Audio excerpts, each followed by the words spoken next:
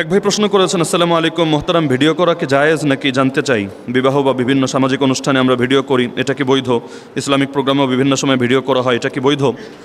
ভিডিওর ক্ষেত্রে মশলা হলো, মৌলিকভাবে এটাকে নাজায়েজ বলার সুযোগ নেই। হাদিসের মধ্যে যেটাকে নিষিদ্ধ ঘোষণা করা হয়েছে সেটা হলো চিত্র অঙ্কন করা। তাসউইর বলে আরবিতে। তাসউইরের মানে হলো চিত্র অঙ্কন করা। চিত্র অঙ্কনকে নিষিদ্ধ করা হয়েছে মূলত এ কারণে, এটা হলো মূর্তি পূজা শুরু হওয়ার প্রথম ধাপ। পৃথিবীতে প্রথম দিনই মূর্তি পূজা শুরু হয় নাই। নূহ আলাইহিস সালামের পরের, আদম আলাইহিস সালামের পরের ঘটনা। নূহ আলাইহিস সালামের আগে শয়তান এসে মানুষকে বোঝালো অমুক অমুক কেমন লোক ছিল। তারা বললো ভালো মানুষ ছিল। জিজ্ঞেস করলো তারা তো চলে গেছে, তো 2 দিন পর তো ভুলে যাবা, অথচ ভালো মানুষকে তো ভোলা উচিত না, তোমরা তাদেরকে স্মরণীয় করে রাখা উচিত। বললো কি করা যায়? বললো তাদের ছবি আঁকো। তো তারা পাথরের মধ্যে অথবা মাটির মধ্যে সুন্দরভাবে তাদের ছবিগুলোকে, আকৃতিগুলোকে তারা অঙ্কন করলো। এবার ওই প্রজন্ম যাওয়ার পর শয়তান পরবর্তী প্রজন্মকে বলল, তোমাদের পূর্বপুরুষরা এগুলো কি করতো? বলল তারা তো এগুলো মহব্বতের সাথে নির্মাণ করত এবং তারা এগুলো ধুয়ে মুছে রাখতো, এগুলোকে শ্রদ্ধা করত। বলল তোমরা তো অনেক বড় পাপী, ডাইরেক্ট আল্লাহরে ডাকলে আল্লাহ তোমাদের ডাক শুনবে না। তোমরা একটা কাজ করো, এই যে বড় বড় পীর, বড় বড় বুজুর্গদের মূর্তি আছে, তোমরা আগে এগুলোর ইবাদত করো। এরা যদি খুশি হয় তাহলে আল্লাহর কাছে বলে দিলে, সুপারিশ করলে আল্লাহ এমনি খুশি হয়ে যাবে। ওইখান থেকে মূর্তি পূজা শুরু হলো। তাহলে প্রথমে মূর্তি পূজা আসে নাই, প্রথমে এসেছে আকৃতি এবং প্রতিকৃতি নির্মাণ করা, ভাস্কর্য নির্মাণ করা। এরপর সেটাকে ধীরে ধীরে পূজায় রূপ দেওয়া, যার কারণে ইসলাম আকৃতি অঙ্কনের ব্যাপারে অত্যন্ত কঠোরতা আরোপ করেছে। আকৃতি অঙ্কন বলে কাকে? ইলমি সংজ্ঞা হলো ইমসাকু সুরাতিল আরওয়াহ আলা শাইইন সাবিতিন।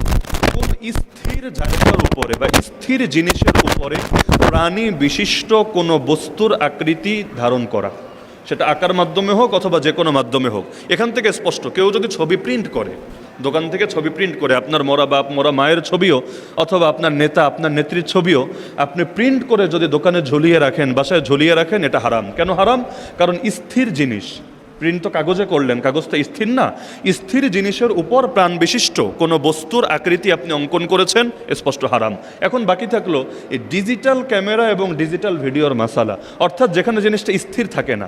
এই যে মেমোরি খুলে যদি মেমোরি ভেঙেও ফেলেন, এর কিন্তু অস্তিত্ব পাবেন না।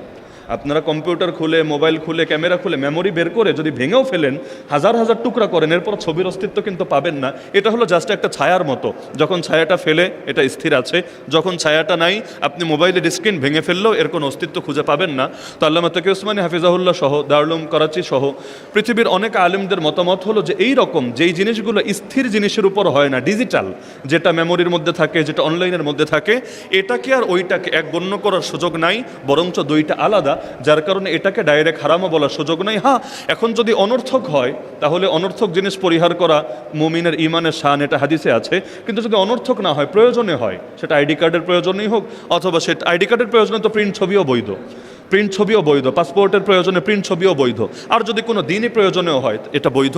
এজন্য দেখবেন মক্কা মদিনায় যখন নামাজ পড়ায় সে নামাজের ভিডিও পাবেন, যখন তারা খুতবা দেয় সেটার ভিডিও পাবেন, সারা দুনিয়ার যত আলেম ওয়াজ করে সকলের ভিডিও আপনি পাবেন, তাদের সামনেই করেন, তারা এটা বারণ করেন না। হ্যাঁ, কোনো আলেম, যেমন দারুল উলুম দেওবন্দ যে মাদ্রাসাটা আছে, তাদেরও ফতোয়া হলো যে না, আসলে ডিজিটাল ছবিটাও বৈধ না, এটাও ধারণ করা উচিত না।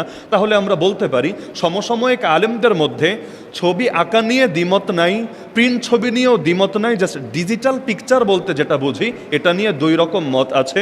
বড় একটা অংশ, বিশেষ করে যারা আধুনিক বিষয়গুলো নিয়ে গবেষণা করেন, তাদের অধিকাংশের মতেই এটা বৈধ, তবে প্রয়োজনের খাতিরে হওয়া উচিত, ফালতু ফালতু জাস্ট শো অফের জন্য অথবা নিজেদের প্রদর্শনের জন্য না হওয়া উচিত। আর কেউ কেউ এটাকেও নাজায়েজ মনে করেন।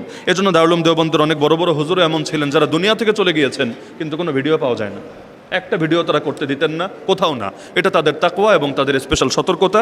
তো যার কারণে 2 রকম মতে যেহেতু আছে, যে যেই মত ইচ্ছা পোষণ করুক, সমস্যার কিছু নাই, কিন্তু অন্য মত নিয়ে কটু মন্তব্য না করাই ভালো। আপনি একটা মত প্রদর্শন করেন, আলহামদুলিল্লাহ, আপনি একজন আলেমকে অনুসরণ করেন, আরেকজন আরেকটা মত প্রদর্শন করেন, আলহামদুলিল্লাহ, তিনি সেটা অনুসরণ করেন। প্রত্যেকে অপর মতের প্রতি শ্রদ্ধাশীল হওয়াটাই ভালো, কেউ কারো মতকে তাচ্ছিল্য না করা ভালো।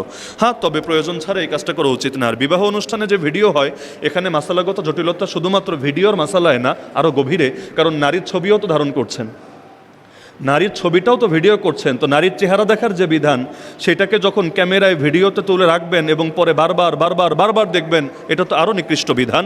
তো যাকে বাস্তবে দেখা হারাম, তার ছবি দেখাও হারাম, যাকে বাস্তবে দেখা হারাম, তার ছবি দেখাটাও হারাম।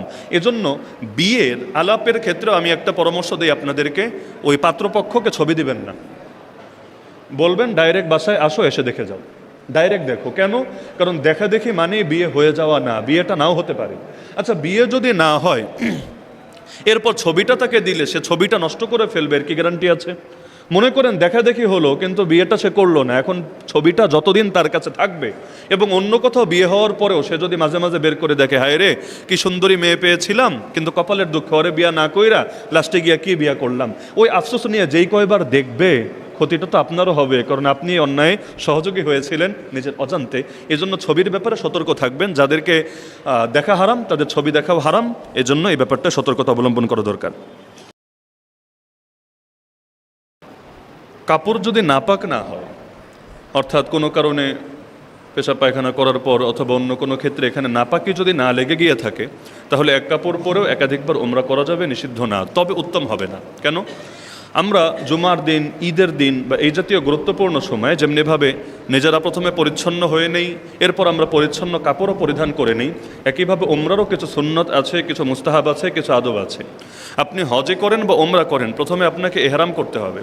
ওই এহরামের ক্ষেত্রে একটা আদব হলো নিজেও গোসল করে নেওয়া, একান্ত গোসল না করতে পারলে উজু করে পবিত্র হওয়া, পাশাপাশি পরিচ্ছন্ন কাপড় পরা, এমনকি নিয়ত করার আগে গায়ের মধ্যে খুশবু লাগিয়ে নেওয়া। এগুলো হলো উত্তমতা এবং আল্লাহ রসুল সাল্লাহ ইসলামের শিক্ষার অংশ।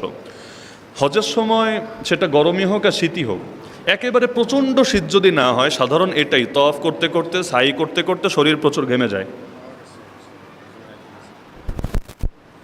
প্রচুর শরীর ঘেমে যায়। তো যার কারণে শরীর যখন ঘামে কাপড়ের মধ্যেও কিছুটা দুর্গন্ধ সৃষ্টি হওয়া স্বাভাবিক। আপনি যদি কাপড় ধৌত না করে দ্বিতীয়বার আবার উমরা করার জন্য বা ইহরাম করার জন্য যান, তাহলে তওয়াফের সময় অথবা নামাজের টাইম হলে যখন নামাজে দাঁড়াবেন, আপনার গন্ধে আরেকজন কষ্ট পাওয়াটা এটা খুবই স্বাভাবিক ব্যাপার।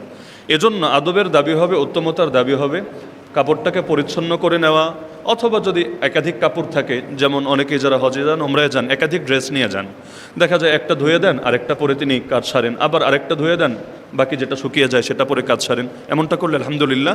তবে আমরা এটাকে এইভাবে বলার সুযোগ নাই যে যদি তিনি ঘরমাক্ত কাপড় এবং সেই ঘামে ভেজা কাপড় পরেও দ্বিতীয়বার করেন তারটা হবে না, এরকম বলার সুযোগ নাই, যদি না সেটাতে নাপাকি থাকে। নাপাকি থাকলে এটা তো সমস্যা, কিন্তু নাপাকি যদি না থাকে, পাক হয় কিন্তু ময়লা হয়, ঘাম লাগানো থাকে, হয়ে যাবে, তবে উত্তম হবে না। এই ভাই দ্বিতীয় প্রশ্ন করেছেন, উমরা করার পর চুল ফেলে গোসল করা বাধ্যতামূলক কিনা, নাকি গোসল করে স্বাভাবিক কাপড় পরতে হবে? উমরার মধ্যে 2টা ফরজ 2টা ওয়াজিব, একইভাবে হজের মধ্যে হানাফি মাযহাব অনুসারে 3টা ফরজ 6টা ওয়াজিব। ওয়াজিবের লিস্টের মধ্যে একটা ওয়াজিব হলো যখন আপনি কাজগুলো শেষ করলেন, আপনাকে হালাল হওয়ার জন্য, এহরাম মানে তো হারাম হওয়া, মানে নিজের উপর অনেক কিছুকে নিষিদ্ধ করে নেওয়া, কিন্তু আপনি যে হালাল হবেন, স্বাভাবিক জীবনে আসবেন কিভাবে? এহরাম তো করেছিলেন, নামাজ পড়ে নিয়াত করে তালবিয়া পড়েছেন, লাব্বাইক আল্লাহুম্মা লাব্বাইক, এহরাম হয়েছে। নামাজ যেমন শুরু করলাম আল্লাহু আকবার দিয়ে, নামাজ থেকে বের তো হওয়া লাগবে, বের হয়ে কি দিয়ে? সালাম ফিরিয়ে। একইভাবে আমরা হজ করলাম অথবা উমরা করলাম, তো এখান থেকে বের হব কিভাবে, এটা শেষ করব কিভাবে? শেষ করার মাধ্যমে হলো 2টা, মুহাল্লিকিন রুউসাকুম আও মুকাসসিরিন, হয়তো মাথার চুল একদম টাক করে ফেলতে হবে অথবা নির্দিষ্ট পরিমাণ ছোট করে ফেলতে হবে। এছাড়া আপনি যতই গোসল করেন, যতই কাপড় পরিধান করেন, আপনি তো এহরাম থেকে বের হতে পারবেন না। নামাজ যেমনিভাবে একটা জিনিসের মাধ্যমে বের হয়, একইভাবে রোজা থেকে আমরা বের হই কিভাবে? রোজা ভঙ্গকারী কোনো কাজে আমরা লিপ্ত হই, সেটা খাবার দাবার হোক, পানি পান করা হোক, যা কিছু হোক, যেটাকে আমরা ইফতার বলি।